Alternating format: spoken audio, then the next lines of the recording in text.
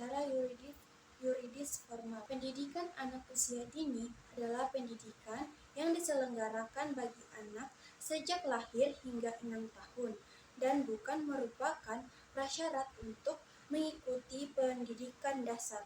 Secara kelembagaan, PAUD di Indonesia diselenggarakan melalui 3 jalur. 1. Jalur formal, Taman Kanak-kanak dan Raudatul Atfal untuk usia 4-6 tahun. 2. Jalur non-formal, Pos PAUD Bina Keluarga Balita, Taman Penitipan Anak atau Daycare untuk usia 2 bulan hingga 5 tahun, kelompok bermain atau playground untuk usia 3-4 tahun, dan satuan PAUD sejenis. 3. Jalur informal, PAUD yang diselenggarakan di lingkungan keluarga untuk usia 0-2 tahun. Tujuan dan fungsi pendidikan anak usia dini. PAUD bertujuan untuk membangun fondasi awal, menanamkan investasi sumber daya manusia, menghentikan roda kemiskinan, dan aktif menjaga dan melindungi hak asasi anak. Fungsi dari penyelenggaraan PAUD. 1. Sebagai upaya pemberian stimulus pengembangan potensi fisik, jasmani, dan indriawi melalui metode yang dapat memberikan dorongan perkembangan fisik atau motorik dan fungsi anak. 2.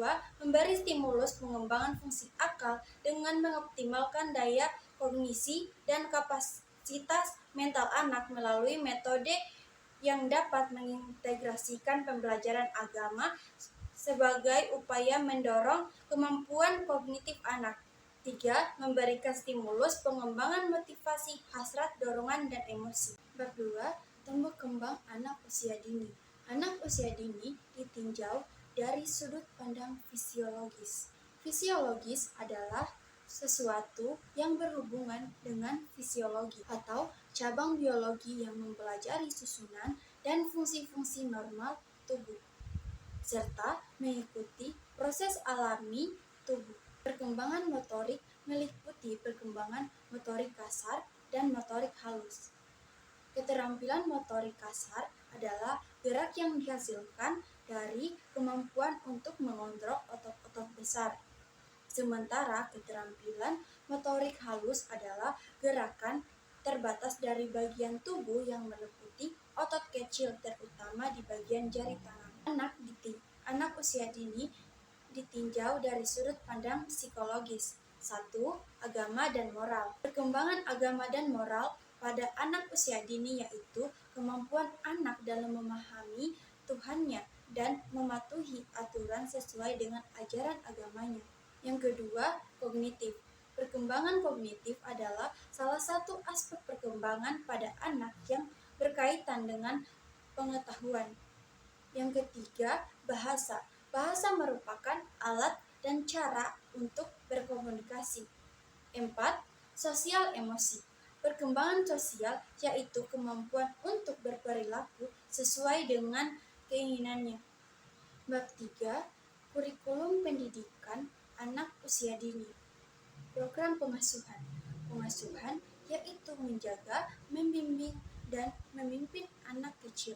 Ada 3 model pola asuh guru PAUD terhadap anak yang lazim digunakan. 1.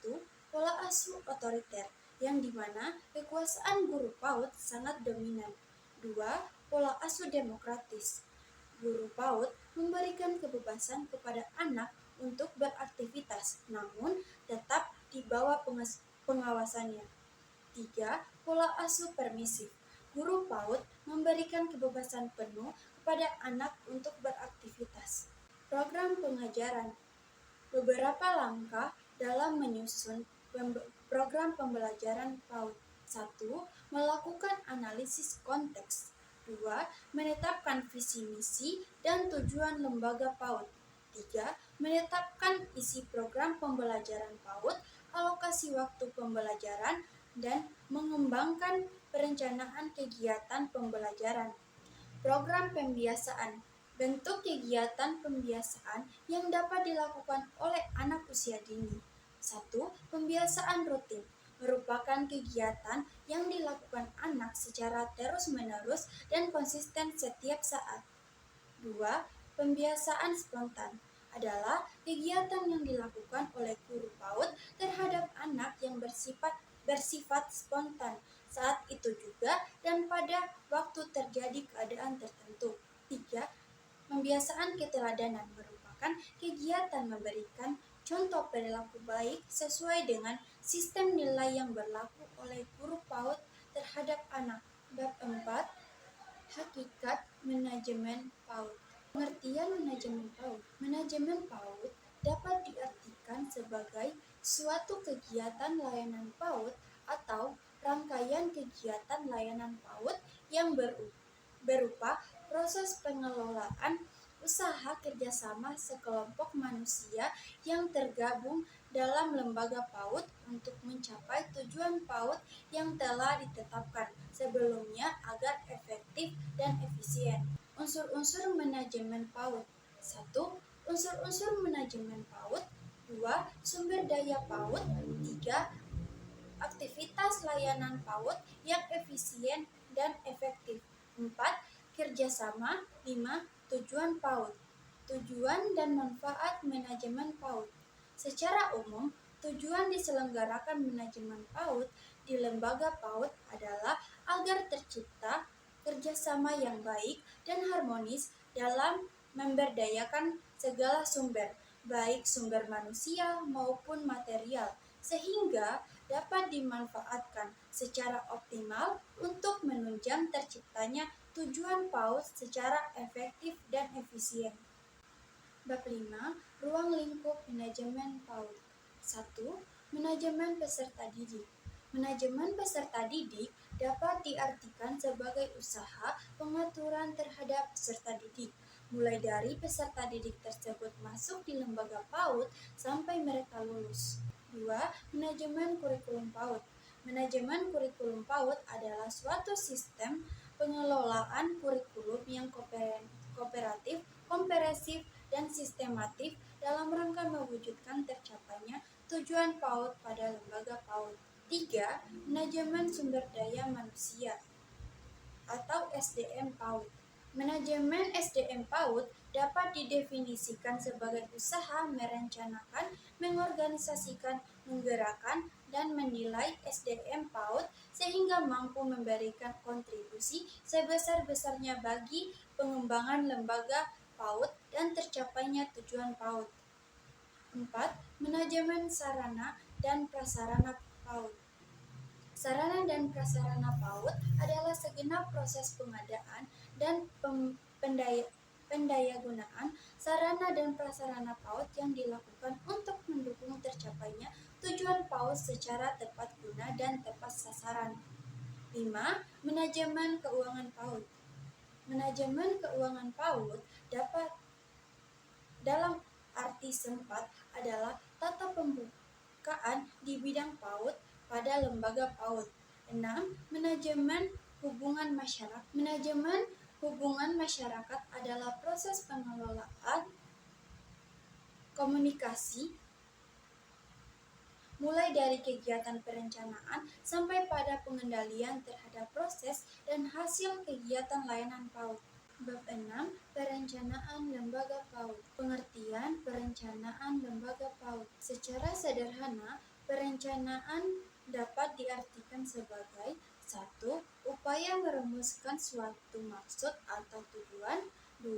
Upaya memperkirakan apa yang terjadi. 3. Upaya memperkirakan apa yang akan dilakukan. 4. Upaya memprediksi pencapaian atau keberhasilan. 5. Upaya menganalisis langkah-langkah yang harus dilakukan ke depannya. 3 proses yang dilakukan oleh perencanaan lembaga PAUD. 1. Pengamatan terhadap lingkungan. 2. Pemutusan visi misi dan tujuan lembaga PAUD. 3. Merumuskan strategi. Tujuan dari perencanaan lembaga PAUD yaitu untuk mengetahui harapan-harapan dari guru PAUD dan staf PAUD, memetakan berbagai keinginan dan kebutuhan, mendapatkan data mengenai berbagai kekuatan dan peluang, dan memperoleh deskripsi mengenai strategi-strategi. Manfaat dari perencanaan lembaga PAUD.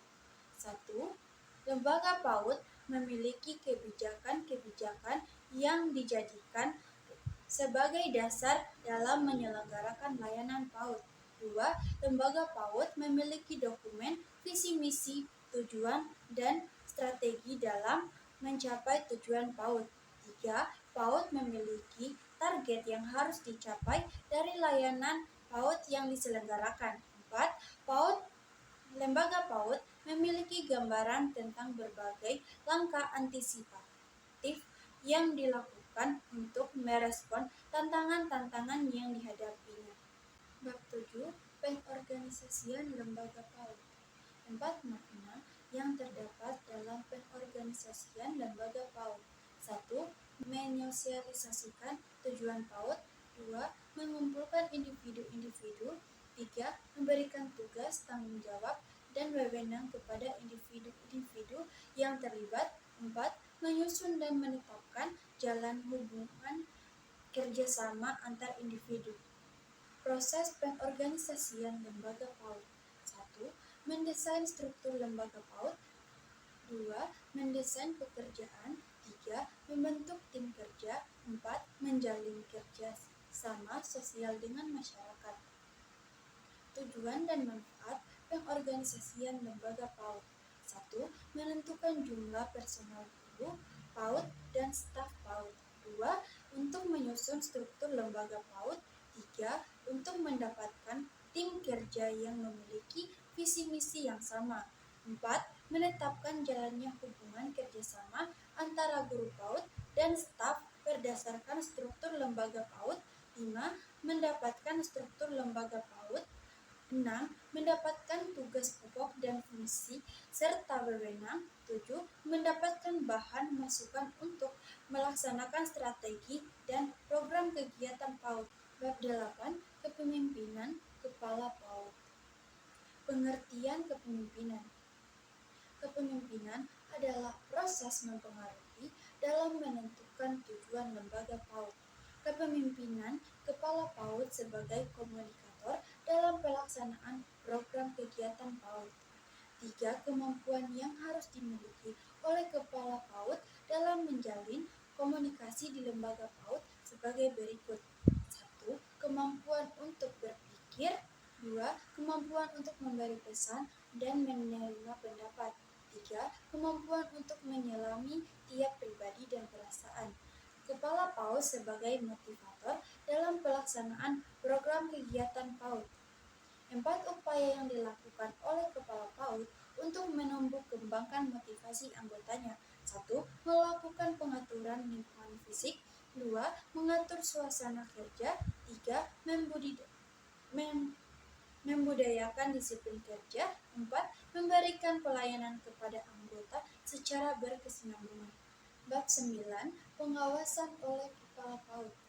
Tujuan dari dilakukannya pengawasan yaitu untuk menentukan tingkat keberhasilan guru PAUD dan staf PAUD, mengetahui faktor-faktor yang dapat menghambat, mendapat alternatif solusi dari setiap hambatan dan masalah dalam pelaksanaan program kegiatan PAUD, serta mendapatkan bahan masukan dalam membuat perencanaan lembaga PAUD di tahun pengajaran mendatang. Tipe-tipe dan teknik pengawasan. 1. Preliminary. 2. Concrete control. 3. Feedback control. Tahap-tahap pengawasan. Menentukan objek pengawasan, titik atau bagian-bagian yang strategis, standar atau kriteria teknik pengawasan, prosedur pengawasan, kegiatan pengukuran atau penilaian, menentukan divisi, mengadakan tindakan koreksi atau perbaikan, dan terakhir menentukan konklusi akhir.